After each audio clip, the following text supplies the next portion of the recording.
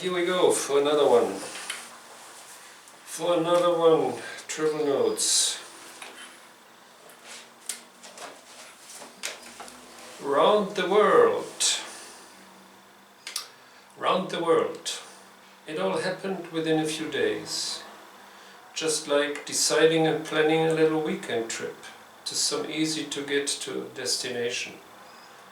All fell into place just as it should. And all went well afterwards. I was in tune, that is for sure, and lucky. And here I am waiting to board the plane, which would take me to San Francisco, where I would change to another one to Honolulu. Stop overnight and onwards to Pago Pago, American Samoa.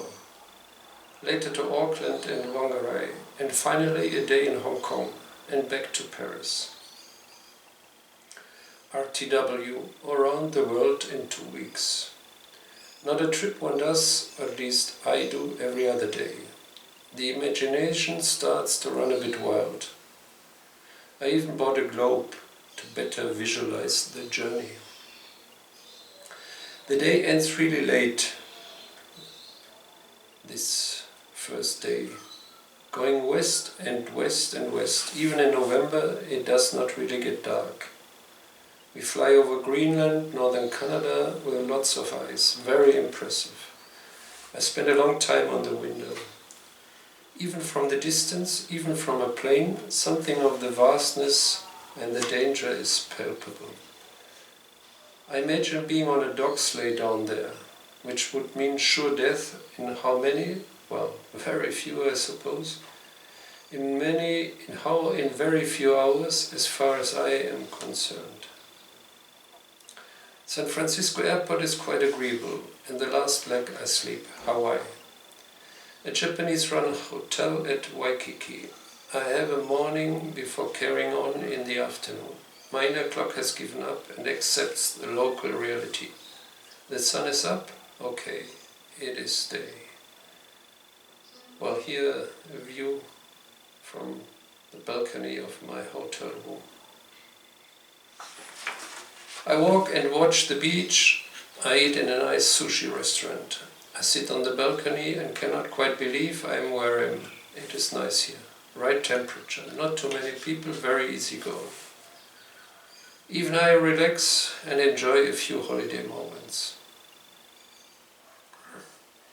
Yet another plane to Polynesia, Pacific Islands, South Sea and all that. Well, I do not head for holidays.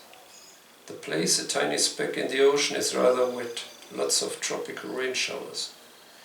And thoroughly unexciting. But it does not matter. This journey is much more in the head.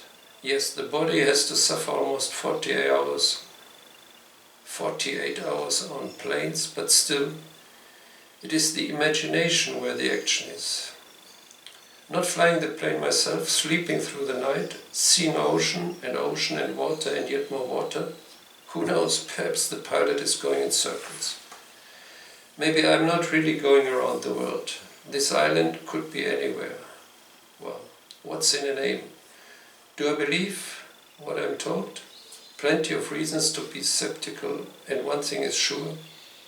I do not have the tools to take my bearing here. I am far out, that is clear, but where?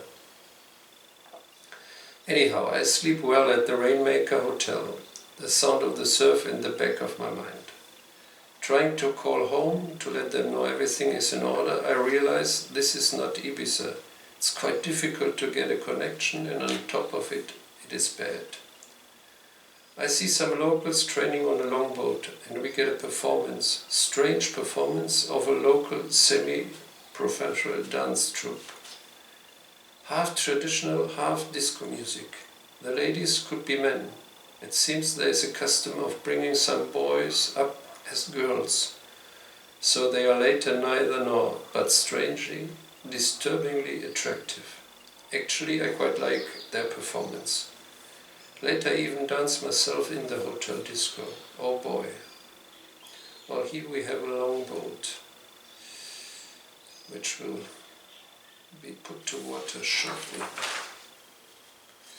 And here is seen from the local well, market, whatever it is. And here you will see some longboats out on the sea training.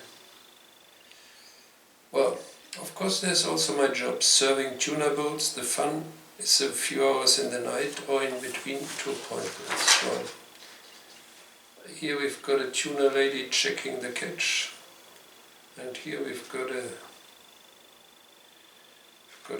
wooden crocodile from a souvenir shop, which I did not buy, far too expensive. Well, then I hopped to Western Samoa on a small plane, bumpy ride. We were not even sure whether we could go, a storm was brewing. To be honest, I'm quite happy when at last I sit in the 727, which brings me to Auckland. Not many passengers. Men in black on the video, water and water when looking out of the window. We crossed the dateline. I have the impression my Sunday lasted 3 hours, the time it took to get from Western Samoa to New Zealand. Imagination once again. I cannot help thinking that I walk with my head down, feet up. I see a signpost, London, 20,000 kilometers. I call home and it is 8 o'clock in the morning, while it is 8 in the evening in Whangarei. Sunday evening in Whangarei, spring day, green and nice smells, and I'm in New Zealand. I cannot really grasp the reality of all that, and yet the earth is firm, the water wet, the people talk in an intelligible manner. Life just like everywhere. Why do I associate distance with strangeness? I look at the people as if they will in a second produce an additional 2 noses. I look at shop displays and find the most ordinary items fascinating. This is New Zealand. I'm at the other side of the globe. Wow. Well, after all, why not? It is not just another trip. I guess what gets me is that at one hand it is much like Europe, a mixture between Sweden and England, and still quite clearly not Europe. Some plants do not belong. The rhythm of life is different, the climate somehow wrong. Too warm for England, too green for Southern Europe. Unfortunately, I have only 2 days at Whangarei. Mike, my local contact, takes me on a little tour. I see the giant ferns, which impress me, and most of all, I see and buy many beautiful postcards, which make me dream of beaches, volcanoes, cold rainforests, mountains. Well, here is a picture of the giant ferns and the view from some mirador. Last evening I walk along the river, quite alone, nice weather. Even a little meditation is possible. There is something to this place. Maybe it's just my imagination, but it's a nice souvenir nevertheless. Well, here you've got the place.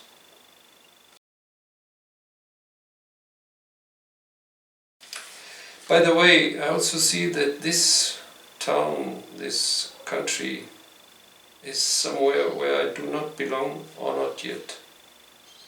Too self-contained, self-satisfied. Few challenges, dangers. Life is too easy and nice here. Quite difficult to grow, perfect, to fall asleep within all the beauty and quietness. Well, once again, this was a long time ago, early 2000s. Who knows how it is today? Then 2 further big plane trips, especially Auckland. Hong Kong is much longer than thought and drags on for a very long time. I even managed to develop a bad headache on this rather empty and nice 747 upper deck. Hong Kong a rush, and a very nice hotel with a quiet morning hours spent reading and enjoying the room. Well, here you have my view from the room. And the last night, when I sleep not too well, one more on a plane, then back to Paris. It appears that I went around the world. Although nothing big happened, it remains a unique and fascinating trip.